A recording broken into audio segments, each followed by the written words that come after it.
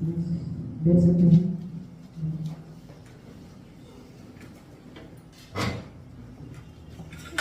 Hallelujah.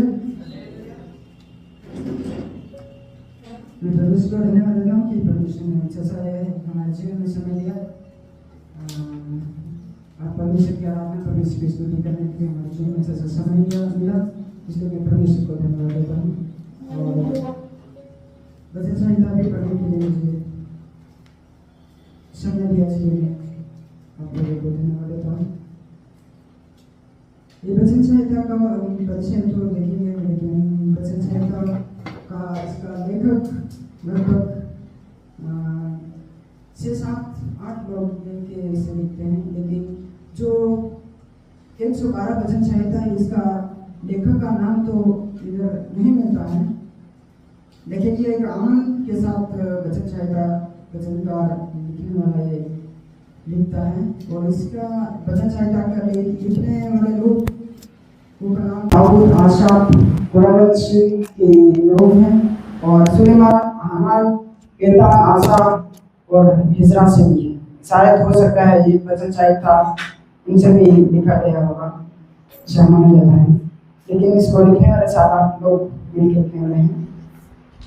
तो इसमें से 7-8 लोगों ने लिखने वालों से वैसे हम इस वचन संहिता 112 में कुछ परिचय हमको दिया नहीं गया, जो लिखने वाला कोई ऐसा है नहीं वचन नंबर, लेकिन जो लिखा है वो एक वचन परमेश्वर का है, जो पवित्र आत्मा की प्रेरणा के द्वारा लिखा गया। लेकिन जो वचन हमें एक विश्वास की और हमारा विश्वास की बढ़ोतरी के लिए भी आता है। वचन संहिता एक जो यहोवा का भय मानता है, परमेश्वर की आज्ञाओं पर चलता है, उसके लिए यहाँ पर उसकी ओर ये उसके विश्वास की ओर ये वचन संकेत करता है। जो यहोवा का भय मानता है, उसकी आज्ञाओं को मानकर चलता है और उसकी इच्छा पर, उसके कामों के अनुसार परमेश्वर की इच्छा पर चलता है, उस पर चलने वाला इस वचन संहिता को लिखता है और इस वचन नंबर को और इस आनंद के साथ ये भक्त इस वचनकार को गाता है। तो इससे बड़े लिखता है कि विश्वास और उसकी आज्ञाओं से और उसकी इच्छा पर चलने से और उसका भाई के साथ उसका भाई मानते हुए परमेश्वर की आज्ञाओं पर चलता है। उसके अंदर उनके जीवन में क्या क्या आशीष होती है वो भी इसके अंदर मिलते ही वचन संहिता में। तो और तरीके से इस वचन संहिता को भी ये वचन संहिता लिखता है। इसलिए पहला वचन में कुछ ऐसी बातें लिखा है जो यहाँ की स्तुति करो, मतलब क्या है, धन्य है आप जो यहोवा का भय मानता है और उसकी आज्ञाओं से अति प्रसन्न रहता है। यहाँ पर 2 बातें इंपॉर्टेंट लिखा हुआ है, जो यहोवा का भय मानता है मतलब और उसकी आज्ञाओं से अति प्रसन्न रहता है। क्या इस यहोवा का भय मानना मतलब क्या, हम क्या समझते हैं यहोवा का भय मानना, हम लोग क्या समझते हैं यहोवा का भय मानना? और जो यहाँ पर हम दूसरा वचन में पहला वचन में बताते हैं उसकी आज्ञाओं से अति प्रसन्न रहता है। क्या ये वचन संहिता और क्या भय मानना मतलब, भय मानने का मतलब क्या होता है पता है आपको? मतलब उसकी डर मानते हुए, मतलब जो परमेश्वर की आज्ञा है, परमेश्वर की इच्छा है।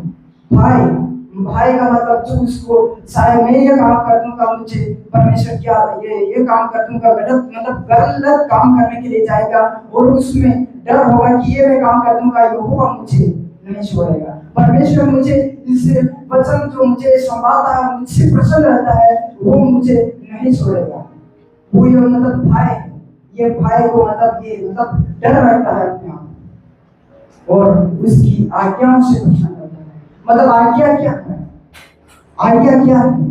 जो परमेश्वर की दी हुई व्यवस्था, मतलब जो दी गई थी परमेश्वर की आज्ञा, मतलब उससे आज्ञाओं से कौन प्रसन्न रहता है? परमेश्वर प्रसन्न, परमेश्वर के बारे में नहीं, लेकिन हम लोगों के बीच में ये वचन संहिता दर्शाया गया है। ये हमारी ओर संकेत करता है ये वचन संहिता की उसकी आज्ञाओं से प्रसन्न रहता है। जो अगर हम में से भी अगर इस वचन संहिता की और प्रसन्न हम जितना प्रसन्न रहेंगे तो उससे उसकी और मतलब यहाँ पर देखा और उसकी आज्ञाओं से ऐसी प्रसन्न रहता है। मतलब जो हम में से भी अगर होंगे तो इसकी जो आज्ञाएं हमारा परमेश्वर की इस बाइबल में अनेक जो पूरी बाइबल हमें दिया गया है, जो पूरी बाइबल दिया गया है तो हमारी आज्ञाओं के लिए है। तो हमें भी अगर इसकी ओर हम पसंद रहेंगे तो वो भी हमें पसंद करेगा। वचन संहिता वाला ये लिखने वाला वही दर्शाता है कि जो यहोवा का भय है, डर और उसके गलत काम से रोकने, जो गलत काम करने का उससे डरता है, मेरा परमेश्वर मुझे नहीं छोड़ेगा और वो अगर वो आज्ञा है, वो आज्ञा के अनुसार मुझे दंड देगा, वो ऐसा करके मुझे वो सोचता है। इसलिए वो कहता है कि मैं जो उसकी वो इससे बोलता है वो उसकी आज्ञाओं से प्रसन्न रहता है, वो आज्ञाओं को पालन करता है। इसलिए वो इस वचन संहिता को पालन करके भी यहाँ पर एक वचन का ये लिखता है। वो तरीके से परमेश्वर का वचन बताता है पहले वचन में। इसलिए दूसरा वचन में क्या बोलता है कि वो इसी आज्ञाओं पर चलने वाला, इसी आज्ञाओं पर चलने वाला उसका और उसका वंश पृथ्वी पर प्राकर्मिक होगा और उसका वंश भी प्राकर्मिक होगा। और वो लोग कौन लोग? जो सीधे लोग, और उसकी संतान भी आशीष पाएगी। इस तरीके से वहां पर लिखता है। कौन है? कौन आशीष पा सकता है? आप में से कोई जवाब दे सकता है? कौन आशीष पा सकता है?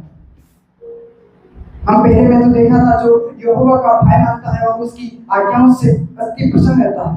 मतलब हम अगर उससे प्रसन्न रहेंगे और उसको हम डर मान के हम चले। और दूसरे वचन में बताता है कि उसका वंश पृथ्वी पर प्राकर्मिक होगा और सीधे लोगों की संतान आशीष पाएगी।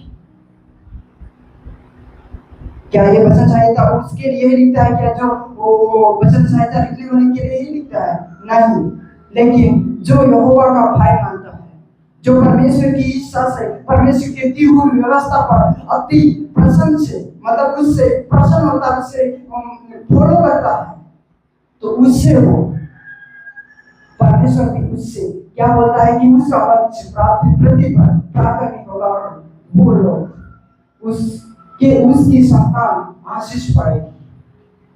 लेकिन परमेश्वर अगर उसकी आज्ञाओं को मानकर चले और उसकी आज्ञाओं से हम भी पसंद करते हुए हम भी चले, तो परमेश्वर हमें हमारी संतान और हमारे लोगों और हमारे परिवार में भी परमेश्वर हमें आशीष कर सकता है।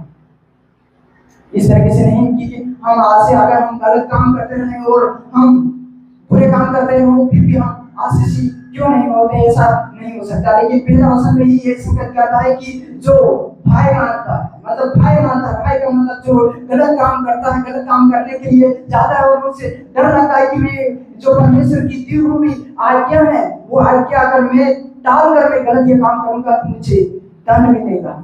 ये भय मानकर अगर चला तो वो उसका वंश पृथ्वी पर आशीष पाएगा, उसकी संतान आशीष पाएगी।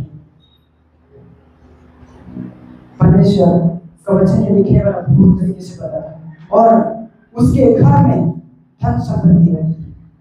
कौन? किसके घर में? जो उसकी आज्ञा और उसकी आज्ञाओं पर चलने वाला और उसकी इच्छा के अनुसार चलने वाला, तो उसका मतलब बोलता है कि उसके घर में संपत्ति और धन, उसका विश्वास सदा तक बना रहेगा। मतलब जो परमेश्वर का भय मानता होगा सदा, तो उसका विश्वास भी सदा तक बना रहेगा, कभी भी टूटने ना पाएगा। पर सीधे लोगों के लिए अंधकार के बीच में ज्योति उदय होती है और अंधकार और अनुग्रह और दैवान और धर्म होता है।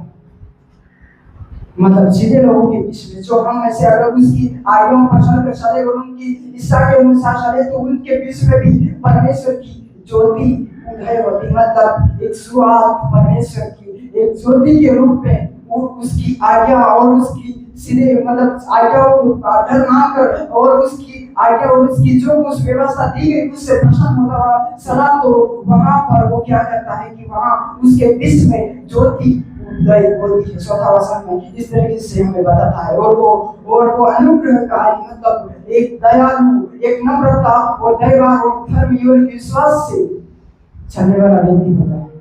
और जो पुरुष अनुग्रह और उद्धार देता है वो कल्याण होता है। वहाँ पर ये वचन शायद था, लिखने वाला बहुत कुछ इस वचन में लिखता है और परमेश्वर बहुत कुछ इस वचन से, इस वचन के वचन का लिखने वाला को जीवन में बहुत कुछ आशीष देता है।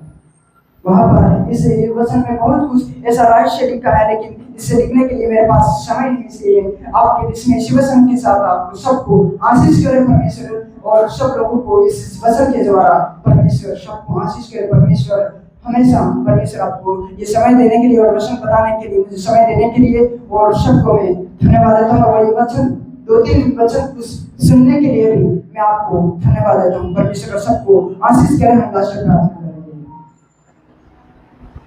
स्वर्गीय पिता परमेश्वर, धन्यवाद देता हूँ प्रभु जी, आपकी महिमा हो परमेश्वर पिता। प्रभु जी, आपने मेरे जीवन में प्रभु आपने अच्छा सा समय दिया प्रभु पिता। मैं आपको नाम को धन्यवाद देता हूँ, आपके नाम की स्तुति करता हूँ प्रभु जी। पिता परमेश्वर, आपने हमें ये समय अच्छा सा आपके आराधना स्तुति करने के लिए समय दिया प्रभु, धन्यवाद देता हूँ प्रभु जी। पिता परमेश्वर, आगे जो कुछ कार्य करे प्रभु हमें सहायता करना और मदद करना प्रभु जी। पवित्र आत्मा की सामर्थ्य से भरकर प्रभु हम आपकी महिमा करने वाले व्यक्ति बन जाए प्रभु। हमें मदद करना, सहायता करना प्रभु जी। पिता धन्यवाद प्रभु जी। प्रार्थना मांगते उद्धार करता यीशु मसीह के नाम से मांगते हैं, आमीन। सबको आशीष